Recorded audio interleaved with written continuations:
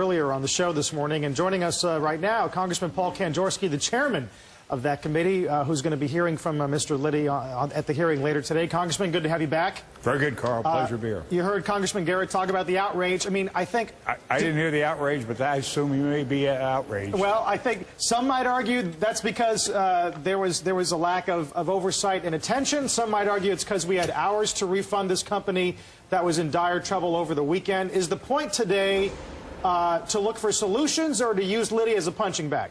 Well, I think it's going to be the latter, unfortunately, but it really should be the former. We've got to find... Well, I think what this represents is the straw that may break the camel's back. That is, the American people may have lost their patience with the attempt to help Wall Street and make a recovery to the American economy.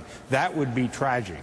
And that's what seems, the hullabaloo about this issue seems to indicate that they've had it. What we need is somebody to take responsibility. And when I said that, somebody said, what am I looking for? I'm looking for Mr. Liddy to take responsibility for, I think, making a bad decision. There were other decisions that could have been made, and he should have shared that information with the Treasury, with the Federal Reserve, and with the Congress when we asked him for it 2 months ago, and we could have worked through this process. Secondly, I'm sick and tired of hearing the administration and Secretary of Treasury say, I just found out about it. That's not true. And if he did just find out about it on Thursday or Wednesday, then he'd better get to his mail department and to his telephone people, because we communicated with the Treasury at least 6 or 7 times. And they repeatedly say they slammed the phone down. It's made them furious.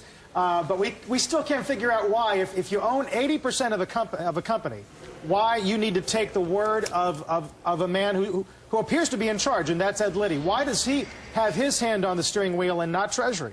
Well, you know, he is the chief executive officer, and ultimately he's the responsible party. Our problem is, do we have a system in place, and are we in control of our investments? That is AIG, because we do own 80% of it. How about the other companies we're so heavily invested in? I think up until now, and it's been a tragedy, and it's 5 or 6 months of horrendous situations. But now we've got to slow our horses down, stop stampeding, and figure out how we're going to handle this mess in an orderly fashion. Because the ultimate objective is to save the American and the world economy, not to worry about bonuses, compensation, or everything else, although that's very important. The most important thing is to make sure that we survive. And we're going to do that, and we can do that, but we can't do it when we're looking like the Keystone Cops. You talk about the straw that broke the camel's back. If the government had to come back to Congress today and say, formally ask for this placeholder, this $250 and a second TARP, would that, I mean, is that door closed? I think right now that's what I'm worried about. I think that this action by Liddy and AIG has jeopardized our ability to get a majority in the Congress to support a second rescue plan. And it's my opinion that we're going to have a second rescue plan. So it's not only that Liddy has caused his actions have caused problems for AIG or lost the bonus money. He may have put in jeopardy the entire recovery program of the United States, and that is a gross act, when he had other choices that could have been made and the administration could have gotten in place way back in the past administration and in this administration. Do you believe Tim Geithner's job is in jeopardy?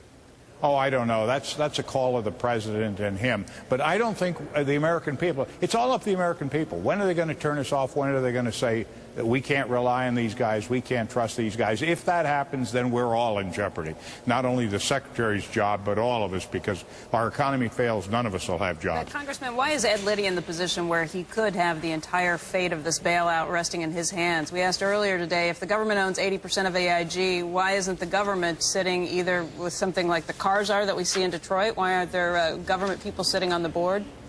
We asked that. We sent letters to Treasury 2 months ago on that very point. When the bonuses came out after a meeting I had with Mr. Liddy more than a month and a half ago, I then called him more than a month ago, had a long conversation, told him how disappointed I was. We decided on a process to work this out with information as to what we could do. He never complied with that promise. AIG didn't answer our information requests and waited until the 11th hour when the checks went out to disclose this. Now, that's all in the past. That's over. From this day on, Mr. Liddy better come in and under oath tell us that he's prepared and has a plan to solve the problem of AIG, and he's not going to interfere with the economic recovery of the United States anymore. And if he can't, then he should consider what he's going to do in his future with AIG.